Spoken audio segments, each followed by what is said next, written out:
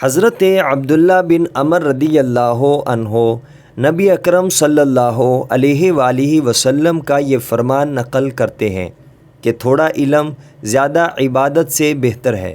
آدمی کے سمجھدار ہونے کے لیے اتنا ہی کافی ہے کہ وہ اللہ کی عبادت کرے، اور آدمی کے جاہل ہونے کے لیے اتنا ہی کافی ہے کہ وہ اپنی رائے کے حوالے سے خود پسندی کا شکار ہو۔ تم لوگ مومن کو اذیت نہ پہنچاؤ اور جاہل کے ساتھ نہ رہو۔ مجموع الزوائد حدیث نمبر 477۔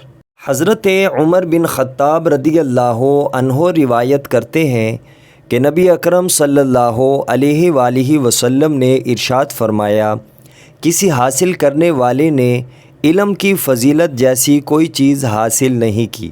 علم اپنے ساتھی یعنی صاحب علم شخص کو ہدایت کی طرف لے جاتا ہے یا اسے خراب چیز سے ہٹا دیتا ہے، اور آدمی کا دین اس وقت تک ٹھیک نہیں ہوتا جب تک اس کا عمل ٹھیک نہیں ہوتا۔ مجموع الزوائد حدیث نمبر 483۔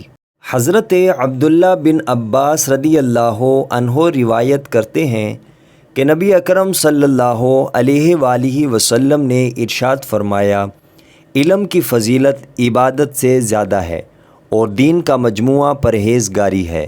مجموع الزوائد حدیث نمبر 480۔ حضرت عبداللہ بن مسعود رضی اللہ عنہ سے روایت ہے کہ نبی اکرم صلی اللہ علیہ وآلہ وسلم نے ارشاد فرمایا، لوگ دو طرح کے ہوتے ہیں، عالم اور طالب علم، یہ دونوں اجر میں برابر ہیں، ان کے علاوہ یعنی دوسرے لوگوں میں کوئی بھلائی نہیں ہے۔ مجموع الزوائد حدیث نمبر 491۔